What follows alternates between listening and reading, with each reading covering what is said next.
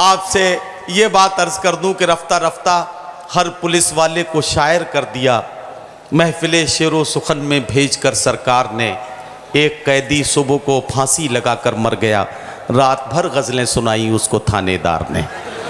तो आइए हंसते और मुस्कुराते हुए इस्तकबाल करना है बाराबंकी से तशरीफ़ लाने वाले तंज़िया और मज़ाहिया शायर, हास्य व्यंग के कवि, जो मुशायरे और कवि सम्मेलन की महफिलों में यकसा महबूबियत के साथ और यकसा मकबूलियत के साथ कबूल किए जाते हैं और पसंद किए जाते हैं, जनाब विकास बौखल माइक पर। मैं उनसे गुजारिश करता हूं और यहां से वहां तक तमाम लोगों से गुजारिश करता हूं, जोरदार तालियों से इस्तकबाल करें विकास बौखल का।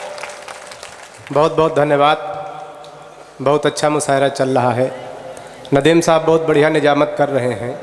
आप कर रहे हैं तो कर रहे हैं, इसमें हम क्या कर सकते हैं।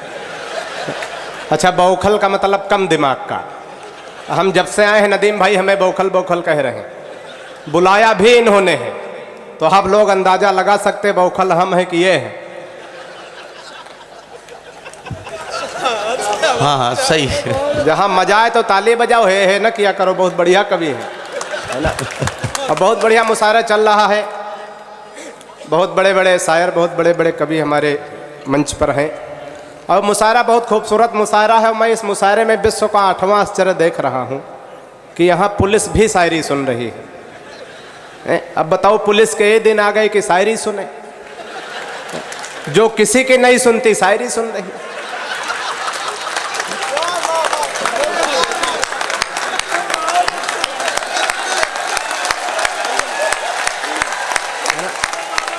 ऐसा होता है। और वो एक बात और देख रहा हूं, कितनी सीधी पुलिस है, जो सबको किनारे कर देती वो किनारे बैठ के सुन रही है। ये कासगंज की पुलिस के वो है कि वो इतनी सीधी। अभी हमारा है तो थाने के सामने एक सांड खड़ा था। हमने कहा, एक दरोगा जी से हमने कहा सांड खड़ा पहरे से, बोले यहाँ की पुलिस बड़ी गऊ है। अच्छा,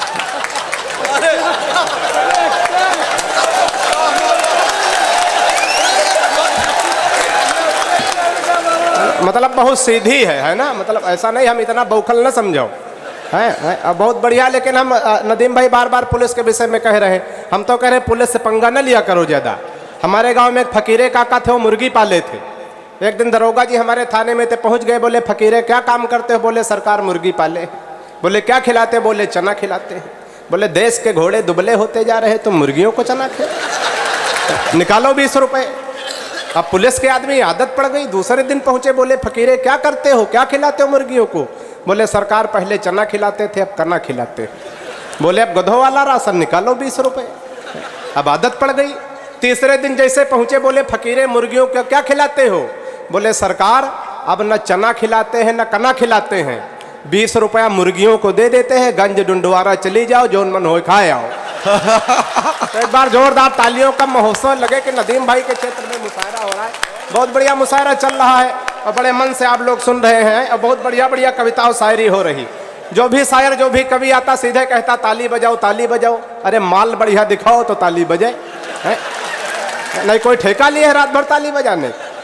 पीछे वाले कुछ शायर हमारे कह रहे थे बौखल भाई अगल बगल वाले ताली नहीं बजा रहे, बीच वाले बहुत बढ़िया ताली बजा रहे हैं। तो हमने कहा इसमें कहने क्या बात है, ताली तो बीचे वाले बढ़िया बजाते हैं।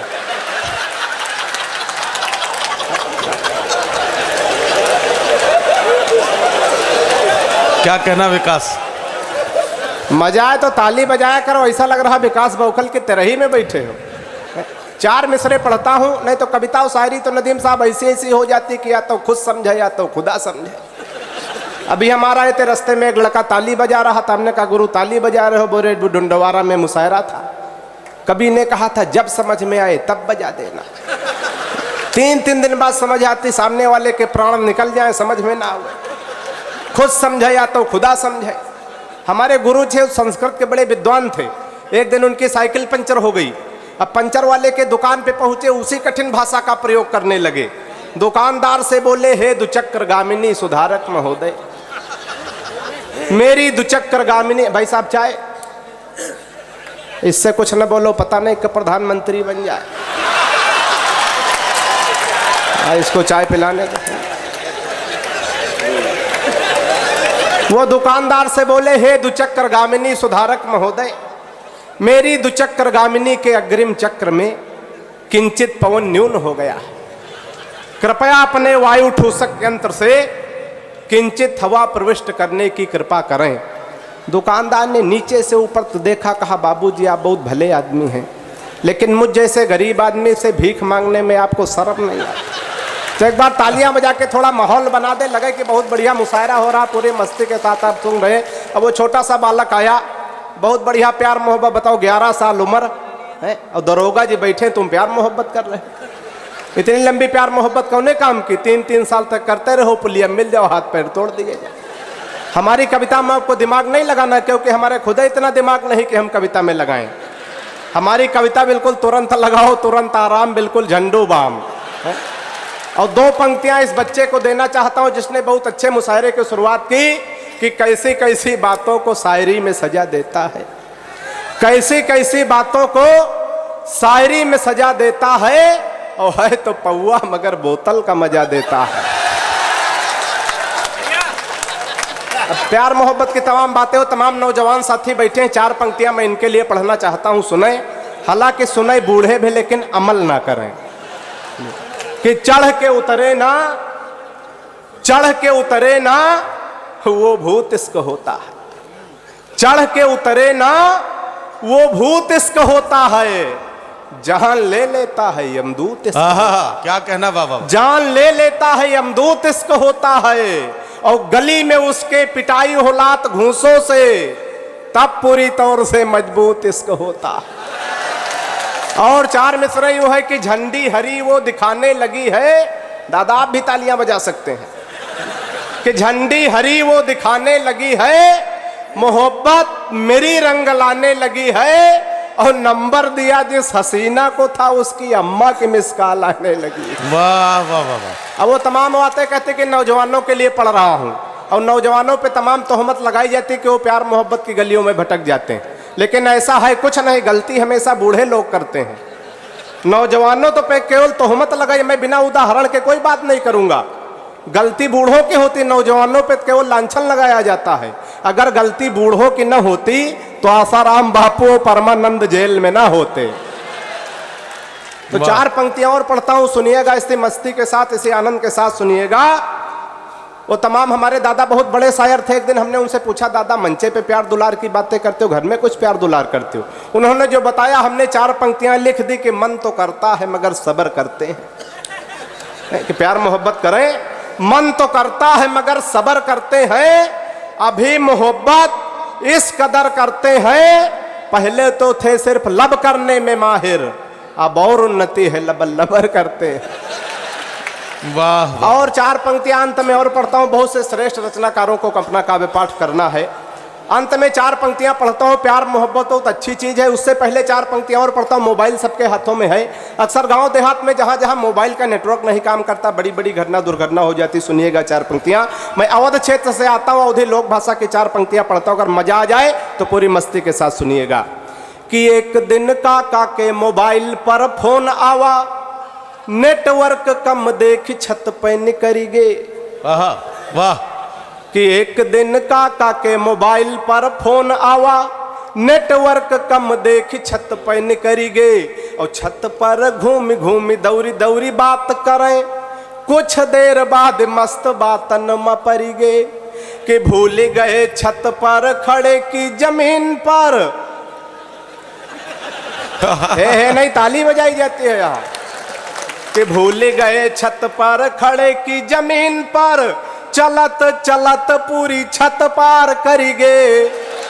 कि भूल गए छत पर खड़े की जमीन पर, चलत चलत पूरी छत पार करी गे, और छत के खत्म होत बावा घोड़ खाले परा, मुंह भरा गिरे दोनों जबड़ा उखरी गे। और अंत में 4 पंक्तियां पढ़ के अपना स्थान लेता हूं। प्यार मोहब्बत बहुत अच्छी चीज है, लेकिन घातक कहा। 2-4 लोग एक बार तालियां बजा के मुझे आदेशित कर दे। 4 पंक्तियां पढ़ता हूं। कि प्यार मोहब्बत मां परिकाए, कुछ खास फंसे कुछ आम फंसे। क्या कहना? वाह। प्यार मोहब्बत मां परिकाए, कुछ खास फंसे कुछ आम फंसे, इस फंसा ना कोई जैसे बापू आसाराम फंसे।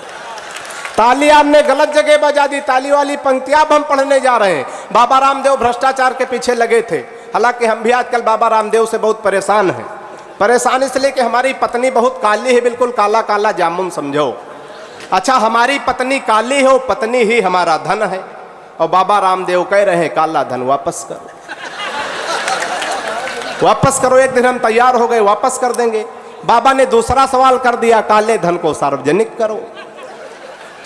वाह। तो 4 पंक्तियां पढ़ता हूं, मजा आ जाए तो मस्ती के साथ मुझे विदा करिएगा कि भ्रष्टाचार खत्म हो जाता है बस एक झपट्टा में। क्या भ्रष्टाचार खत्म हो जाता है बस एक झपट्टा में। रामदेव जो भक्ति ना सलवार दुपट्टा में। क्या कहना कि रामदेव जो भक्ति ना सलवार दुपट्टा में, और कहो भाग का निकर गए नहीं और फसौती झाम। कहो भाग का निकर गए नहीं और फसौती झाम। कहूँ राह मां मिल जाती जो बापू आसा।